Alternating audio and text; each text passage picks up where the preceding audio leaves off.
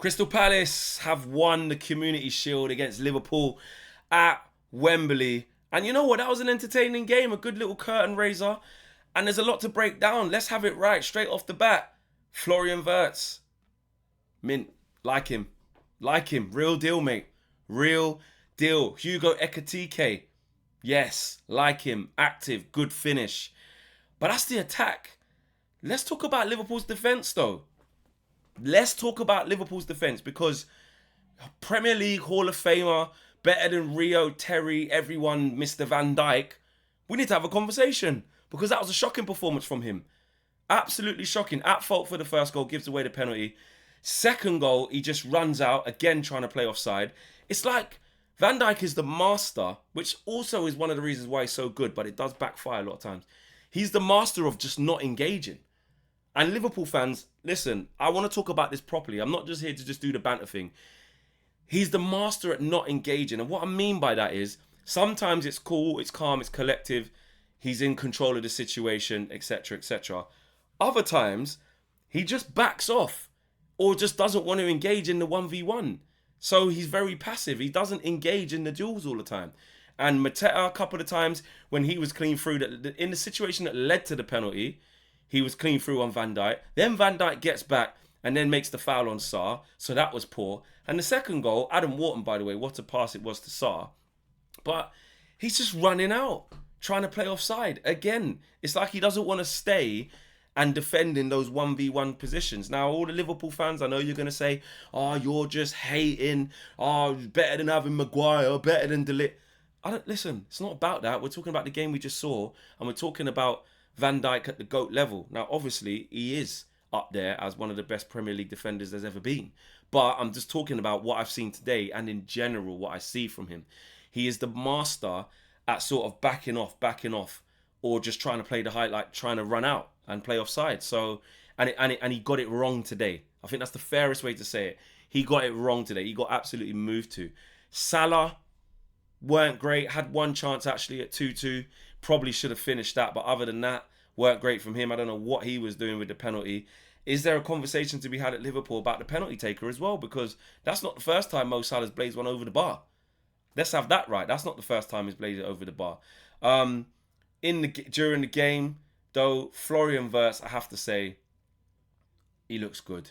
He looks very, very, very good. It looks like, he looked like he'd been there a long time, man. He gets the assist for Ekitike. Just his all-round play, just keeps it really tidy. He moves between the lines really well. Very, very clever. Interesting to see Arne Slot's tactics. Interesting. I think what I know is, Liverpool fans let me know, they keep kind of changing formation during the game. At times I saw halfway through the second half, I saw like a 4-2-2, which could have even been a 4-4-2 when you had Cody Gakpo up there alongside Salah, and then behind that you had Szoboszlai and you had Wirtz, and then behind that you had Endo and McAllister. So that was a little bit of a change there. What I've noticed is that, like, especially in the first half, in normal formation, they're stacking up on the left. So you've got Szoboszlai sort of dropping into this left channel, and then you've got Frimpong inverting into the sort of right 8. And then you're overloading that left-hand side with the likes of Gakpo, Ekitike's operating in there, and obviously Kirkes is going up and down there. And that's creating a whole lot of space for the big switch for Van Dijk to hit that big switch to Salah, which he did a couple of times, and for Frimpong to get active. Frimpong, I like the look of him as well. Very aggressive. He's quick. He's nimble, good change of direction. Very lucky with the goal. Celebrated like he meant the dink, but we'll let him off. It's his first goal for Liverpool. He's not going to score many, is he? But he looks good. Kirkes, aggressive. He put one on Salah's left boot that he should have done well. Curtis Jones didn't lose the ball hardly at all today. So look, listen, there was some really good pass. I like Ekitike as well. Ekitike's movement was very, very good, and the way that he took that goal after 3-4 minutes, right in the corner. Dean Henderson couldn't do anything about that. He takes it on the back foot from Wirtz, takes a couple of touches and just strokes into the far corner. That's a really good finish. But the frailties now of Liverpool, in transition, I think they can be got at. I think if you look at Konate and Van Dijk, obviously they're a dominant pair, but they don't like pace, and they've been asked to play this high line. They've always played it, even under Klopp they played it, and you can get them turned. You know, like I said, the Mateta chance where he's clean through, you know, that he should score. He tries to take it around the keeper, he messes up, and then they get a pen in the same passage of play. But he should have scored. A couple of times, a couple of balls over the top where they just got joy. Palace, you know what I'm saying? They just got joy. You know, a decent save from Alisson on Eze. There was one where Sarr was probably just offside if he scored, but again, dangerous moments. And as for Palace, actually, they gave as good as they got. Adam Wharton, man, this kid, you know, there's talks about Balewa being 100 million. Adam Wharton's going that way as well, if not already there as well. You know, like, he's a top player. That pass he played to Sarr was perfectly weighted. But even during the game, like, it's, you know what it is? It shouldn't be this much of a big deal, but it is because of the way that the state of the modern game, yeah. He just passes forward, bro. Like, Adam Wharton, when he gets it, he's not on this sideways and back business. He's on penetrative passes through the lines into the likes of his 210s in Sarr and Eze, and then they're off. They're off. Or it might be, you know, wide to the wing back of Munoz, or wide to the left wing back of Mitchell. So I really like what Palace are doing there. And Glasner, again, man, just shows why he's such a good coach. Like, you know, I listened to Arnie Slot talk before the game and was like, you know, Palace, even when they won the league in the last game of the season, 1-1 against them, they couldn't beat them at their own house. The same with Arsenal. They couldn't get the job done against them. Then they beat City in the in the FA Cup final. And they haven't made a signing. There wasn't one new signing that was... Have they even made a signing? But there definitely wasn't one starting in the starting lineup. And it's the same thing. You know, you got Lacroix, you got Richards, you got Gahey as the three. The wing-backs are good in Tariq Mitchell and Munoz. You've got, you know, the midfield two in there in terms of Will Hughes and Wharton. And Will Hughes, how's Will Hughes still got, like... Again, that's talk about getting the best out of your players. He's getting a lot out of Will Hughes, bro. No disrespect, but Will Hughes is not... You know, he's a competent Premier League player, but he knows his role. He keeps things simple. He works hard. And next to Adam Wharton, it just works. It just works. And then the two ahead of that, in terms of Eze and Sarr, complete threat the whole time. And then you got big man Mateta up front. And actually, I wired for him, Jeff, taking those pens as well. Because, you know, he scored 2 today.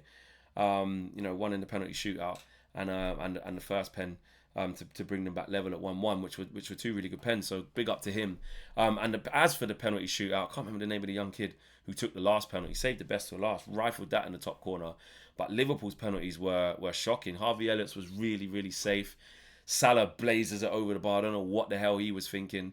And World Cup winner Maka, you know, very, very safe as well. Big up Dean Henderson, actually. Do you know what I mean? Ex-Man United, he's stepping up to the plate. Dino, you know what I'm saying? So, listen, in regular time, 2-2 was probably a fair result. There were some nice passages of play. I don't think Liverpool should be worried, but what it does show, if I was Arsenal, if I was City, let's throw Chelsea into that, the better teams in the league that could potentially look at a title challenge, especially Arsenal. It didn't look like Liverpool are untouchable, you know, and maybe people didn't think that, maybe people did. But what it showed was, I think that game perfectly displayed what Liverpool are really good at and where they need work and where they can be got at, you know, and I think Palace did a really good job at exposing that, and I think that there was a lot to take from that. If I was a rival, well, I am a rival fan, but a rival manager, should I say, watching that game and looking at how you can get at Liverpool, it's the same way. They still play that high line. You look at Konate, he had a few fouls, a little bit clumsy here and there. He's still quick across the ground, I get that. He's still strong. He either comes out with the ball or you're going down. There's no in between with him. But Van Dijk can be got at, you know. He's still a top defender. More often than not, he's going to be in the right position. He's going to sort things out. But I ain't going to lie, he didn't look great today. But it's the last game of the pre-season, or the league ain't started yet. We want to dust that off. So, yeah, fair play to Palace, man. It's 2 trips to Wembley. You know, one for the FA Cup final to win that. And then they've beaten the champions. So, fair play. They beat the Premier League champions at the time of playing them last year. And beat them in the FA Cup. No one expected them to do that. Now they just beat the Premier League champions. They're picking up trophies, man. It's a new era at Palace. They deserve all the credit. Yeah, smash a like on the video, people. Subscribe to the channel if you're new, man. I'm out of here. Peace.